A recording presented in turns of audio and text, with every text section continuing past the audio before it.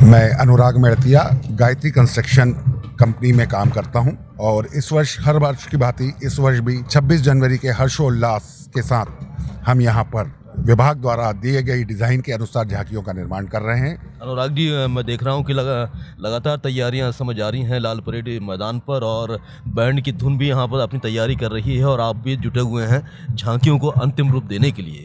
इस बार का जो विषय है उसके बारे में बताइए, और ये कितना महत्वपूर्ण विषय है जो आपको दिया गया है।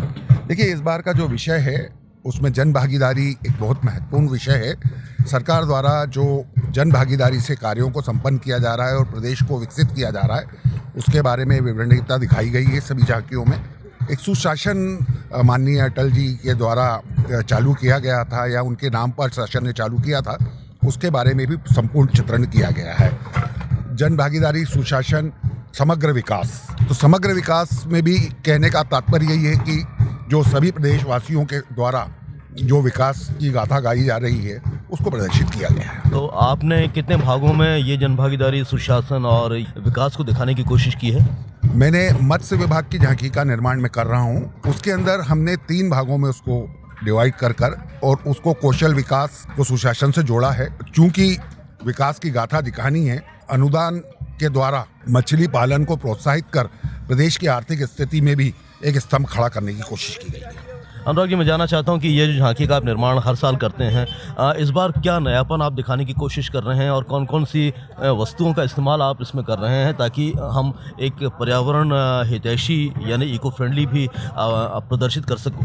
देखिए, पर्यावरण हितैषी तो हम शुरू से हैं और रहे हैं, और हम झांकियों में निर्माण ऐसी सामग्रियों का करते हैं जिससे कि पर्यावरण को किसी प्रकार का कोई नुकसान ना हो। जहाँ तक सामग्री का उपयोग करने का है तो थोड़ा बहुत सामान इसमें इस प्रकार का भी होता है जो पर्यावरण के लिए नुकसानदेह होता है, लेकिन उसका डिसमेंटल हम लोग जो है ऐसी जगह करते हैं जिससे कि किसी प्रकार की स्वच्छता में अथवा किसी प्रकार के पर्यावरण में कोई नुकसान हो। अच्छा, इसी तरीके तो इस गणतंत्र दिवस पर आपका क्या निवेदन है लोगों से और क्या आह्वान है? हर्षोल्लास से बनाओ, यह आज़ाद देश है, खुश रहो और देश की प्रगति में सहभागी बनो। हमारे ये साथ बात करने के लिए हम आपको बहुत बहुत शुभकामनाएं देते हैं। मैं मोहन प्रकाश व्यास, संजय डिज़ाइनर एंड डेकोरेटर का स्वामी। व्यास साहब, आप लगातार कई वर्षों से मध्य प्रदेश के झांकियों का निर्माण कर रहे हैं। इस बार का विषय क्या है और इस बार आपने कौन से विभाग के लिए झांकी तैयार कर रहे हैं? मैं लगभग पिछले 40 वर्षों से झांकियों का निर्माण करता चला आ रहा हूँ। इस साल का सब्जेक्ट सुशासन, जन भागीदारी एवं समग्र विकास है। और मेरे पास इस बार पशुपालन विभाग की झांकी का कार्य है, आवंटित किया गया है। इसमें पशुपालन विभाग ने NRLM योजना दिखाई गई है। इस योजना के अंतर्गत पशुपालकों को 50 लाख रुपए तक का लोन दिया जाता है और वो फिर फार्म हाउस बनाते हैं, पशु पालते हैं और उसके साथ साथ उनकी जो साइलेज निर्माण योजना है, मतलब पशु आहार निर्माण करना है। तो मक्का की जो खेती होती है उसके मक्का के उससे भुट्टे से वो पशु आहार बनाया जाता है। इस योजना के साथ एक योजना और भी है, वो ये है कि जब पशु बीमार हो तो वो अगर कॉल सेंटर पर कॉल करते हैं तो चलित पशु इकाई जो है वो पहुंच जाती है, चिकित्सा इकाई पहुंच जाती है और वो वहीं उनके घर पर जाकर पशु का इलाज करती है। ये 2 योजना हम इस साल दिखा रहे हैं। तो इस झांकी को खूबसूरत बनाने के लिए आपने कौन कौन से डिज़ाइन पे काम किया? इसको बनाने के लिए हम लोगों ने क्या है वो चलित इकाई निर्माण की है, गाड़ी निर्माण की है, उसके बाद गाय बनाई है। अच्छा। हाँ, गाय और बछड़ा बनाया है।